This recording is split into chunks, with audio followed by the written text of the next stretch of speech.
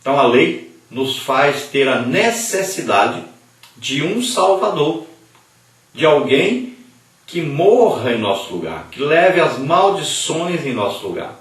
Então a lei nos leva a Cristo. Então veja bem que através da lei ninguém é salvo. A lei veio mostrar o nosso pecado, revelar que somos pecadores, que estamos condenados, que merecemos as maldições sobre nós. Mas o que Deus fez? Deus enviou o seu Filho Jesus Cristo para levar sobre ele os nossos pecados, as nossas maldições. Então ele tomou sobre ele o nosso lugar, as nossas maldições, nossos pecados, enfermidades, tudo que era ruim, a que nós estávamos sujeitos porque não obedecemos a Deus. Então Gálatas 3,13 diz isso.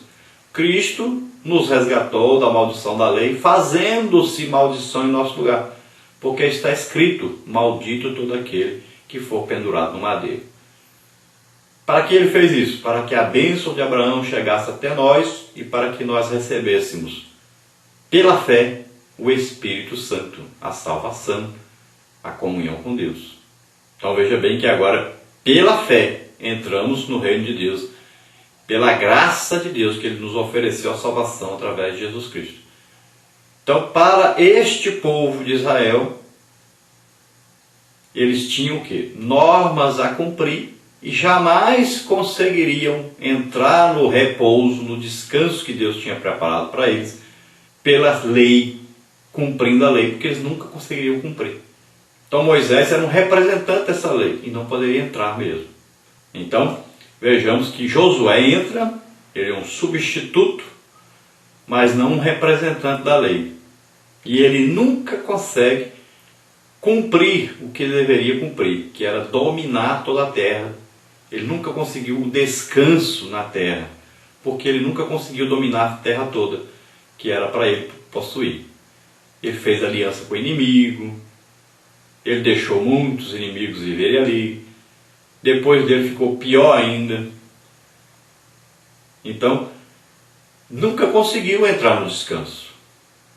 Eles vão ter um descanso que Deus prometeu somente durante o milênio. O próprio Cristo estará ali governando. Ele sim conseguirá dar o descanso prometido a eles. Mas é um descanso material. É a posse da terra prometida total, que foi prometida a eles.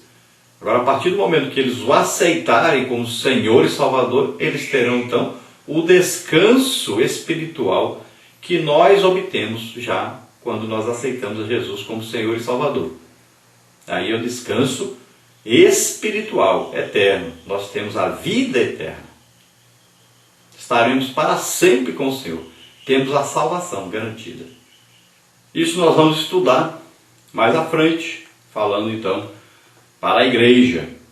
Mas vamos ver então a nossa lição, falando para os israelitas sobre então as bênçãos e as maldições a que eles estavam sujeitos desde que entraram em aliança com Deus. Se obedientes, recebiam bênçãos. Se desobedientes, recebiam maldições. A nossa lição está dividida então em 3 partes. Primeira, obediência, um firme fundamento. Na segunda parte nós temos aí desobediência, a causa da maldição. E número 3, a obediência e suas lições. Dentro da primeira parte aí nós temos então a obediência, um firme fundamento. Tópico 1, Deus fala e quer ser ouvido. Tópico 2, a obediência e suas reais motivações. Então, dentro aí da primeira parte, a obediência é um firme fundamento, vamos ver aí, Deus fala e quer ser ouvido. Então, Moisés chama a atenção do povo para a necessidade de se ouvir a voz do Senhor, como condição indispensável para um viver próspero. Isso porque as bênçãos do Senhor são fundamentadas em sua palavra e qualquer promessa deve estar condicionada àquilo que ela diz. No discurso de Moisés há uma extensa lista de bênçãos que viriam em virtude de uma resposta positiva à palavra de Deus. Veja Deuteronômio de 1 a 14. Observe que o texto não afirma que as bênçãos virão automaticamente, mas em virtude de ouvir a voz divina. Deuteronômio 28, 1. Esse dado reforça o fato de que as bênçãos existem e estão disponíveis para serem desfrutadas. mas estão condicionadas a um relacionamento correto com a palavra de Deus. O Senhor não se responsabiliza por aquilo que Ele não prometeu ou por aquilo que alguém acrescentou à sua palavra acreditando ser parte dela. Veja Deuteronômio 4:2, 18, 21 e 22. Então era condição sine qua non, ou seja, era uma condição importante, necessária e a principal condição para que aquele povo tivesse uma vida próspera. E viver próspero, que significa o quê? Comunhão com Deus, significa ter o que comer, o que vestir, significa ter paz, significa ter união e, acima de tudo, ter intimidade com Deus. Então, esse é o viver próspero. E para que eles tivessem esse viver próspero, o principal que eles tinham que fazer, o que era? Obedecer a Deus. E como é que eles iam obedecer a Deus? Ouvindo a palavra de Deus e obedecendo essa palavra. Então Deus daria as orientações e eles obedeceriam. E que orientações Deus os daria? As mesmas que Deus já havia dado, que eram os mandamentos. Então, eles obedecendo os mandamentos de Deus, teriam as promessas das bênçãos de Deus em suas vidas. Então é muito importante que cada aluno, cada professor leia Deuteronômio 28. Então lá vai estar dizendo, olha, se você for obediente ao Senhor, ouvir a voz do Senhor, você vai receber estas bênçãos. Depois, no versículo 15 em diante, você vai ver que lá diz assim, se você for desobediente, você estará sujeito a essas maldições. Então leia lá direitinho e você vai ver quais são as bênçãos para quem é obediente, quais são as maldições para quem é desobediente. Então as bênçãos existem, mas estão condicionadas a uma obediência a Deus. Agora, quais tipos de bênçãos nós encontramos na palavra de Deus então aí? E quais os tipos de maldições para aqueles que não obedecem também estão contidos aí na palavra de Deus? Deus é fiel à sua palavra e não aquilo que inventam, dizendo que é a palavra de Deus. Número 2 aí, dentro da primeira parte, então, a obediência, um firme fundamento. Tópico 2, a obediência e suas reais motivações. Em Deuteronômio, observamos que a verdadeira obediência a Deus deve ser motivada por um coração amoroso e grato. Logo, o relacionamento do crente com o Senhor é a bênção que engloba todas as demais. Então, a obediência a Deus ela está relacionada ao amor que nós temos para com Deus. Há um coração sincero diante de Deus e que sempre deseja ter comunhão com Deus. Nós devemos já, ao amanhecer, já acordarmos com a intenção, o desejo de conversarmos com Deus, de termos comunhão com Deus, de termos uma intimidade com Deus. Quando nós vamos a um culto, nós já vamos com a intenção de conversarmos com Deus, de recebermos as bênçãos de Deus, mas também de adorarmos a Deus, de estarmos alegres com a presença de Deus. Então a nossa vida deve ser uma vida dedicada a Deus, deve ser uma vida de comunhão, de alegria na presença de Deus. Então veja bem que não estava nada condicionado a uma barganha, uma troca. Tem muitas pessoas que vivem assim. E muitos israelitas entenderam assim. Então, para eu ter Deus, ou ter alguma coisa de Deus, eu faço isso. Então, eles colocavam uma balança. Nunca conseguiriam que a balança pendesse para o seu lado, porque eles não cumpririam toda a lei. E quem não cumprisse toda a lei, deixasse de cumprir uma só, já estava condenado a maldições. Mas eles faziam o seguinte: bom, eu dou esmola aqui, eu dou o dízimo aqui, então mereço isso e isso. Então eles ficavam imaginando, faziam troca. Assim funciona a teologia da prosperidade. Ah, eu quero que meu objetivo é ficar rico. Então eu vou dar tanto para me receber tanto de Deus. Então eles vão medindo aí O que é preciso fazer para eu ficar rico?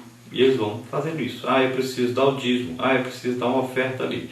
Eu preciso ofertar mais aqui. E tal. E vai fazendo contas. É uma barganha, uma troca. Já não é mais por amor, mas pelo resultado do investimento. Não é porque ama a Deus, mas porque ama o dinheiro. Então Deus sempre dizia para eles: olha, se ouvirdes a minha voz e guardares os meus mandamentos, então eu abençoarei vocês. E o contrário, se não ouvirdes, não obedecer, então encontrará a maldição para o caminho. Então sempre aí havia um condicionamento para que fossem prósperos. Deveriam estar em comunhão com Deus, deveriam ser obedientes a Deus. Na parte 2 nós temos aí desobediência à causa da maldição. Então, número 1 aí, quebra da aliança. Número 2, a maldição da idolatria. Então, dentro da segunda parte, desobediência à causa da maldição, vamos ver aí a quebra da aliança. Em Deuteronômio 27, 15 a 26, 28, 16 a 19, a maldição aparece como resultado da desobediência, ocasionando a quebra da aliança divina. Observa-se que, assim como a bênção está associada à obediência a Deus, da mesma forma a maldição vem associada à desobediência. A lei da retribuição, tanto no seu sentido positivo como negativo, é bem clara no Antigo Testamento. Veja Deuteronômio 28, 47 e 48. Mas isso não significa que os justos estivessem livres de tribulações e angústias, pois os santos são constantemente provados. Veja João 16, 33. Então, quando havia desobediência à palavra de Deus, então a aliança estava o quê? Quebrada. Estava sendo quebrada. E lá na própria aliança dizia: se você quebrar, se você desobedecer, você estará sujeito à maldição. Se você obedecer, você estará sujeito então à bênção. Então a própria lei diz isso. Leia Deuteronômio 27 e você vai ver. Se você deixar de cumprir um só dos mandamentos, você está quebrando a aliança, está sujeito à maldição. Então o que acontecia realmente? Todos estavam sujeitos a maldições, porque ninguém conseguiria cumprir todas as leis. Então para que Deus criou a lei se ninguém podia cumprir? Por que deu para o homem? Porque Deus sabia que ninguém conseguiria cumprir. E isso levaria para quê? Paulo explica que a lei serviu de quê? De aio, de ponte, para levar o povo a necessitar de um Salvador. Então eles correriam para Deus e diziam: eu não consigo cumprir a lei. O que nós vamos fazer? Envie alguém, envie um Salvador, que cumpra a lei em nosso lugar. Porque nós não cumprimos, nós precisamos da sua misericórdia, nós estamos condenados. E Deus enviaria então seu Filho Jesus, e eles o aceitariam. Foi o que Deus fez. Mas eles não reconheceram, porque eles não queriam receber a misericórdia de Deus. Eles queriam cumprir a lei. Queriam, por méritos próprios, conquistar Deus. Então isso aí se chama lei da retribuição. Você errou, merece o castigo. Você acertou, merece um prêmio. Então aí no caso, não obedeceu a norma de Deus, a palavra de Deus, merece maldição. Você obedeceu a palavra de Deus, merece bênção. Então, mesmo aqueles que cumpriam, que faziam de tudo para obedecer, esses também erravam. Não tinha ninguém 100% fiel. E também viviam no meio de pessoas desobedientes. E acabavam sofrendo por causa disso. Então seria como se houvesse aí de repente um terremoto. Nesse terremoto acontecem aí tragédias. Agora, não quer dizer que o crente vai ficar com a sua casa em pé, vai ficar tudo bem e o resto do povo todinho vai morrer. O crente está sujeito às coisas que acontecem no mundo. Nós estamos no mundo, mas não somos do mundo. Mas estamos sujeitos às coisas que acontecem aqui.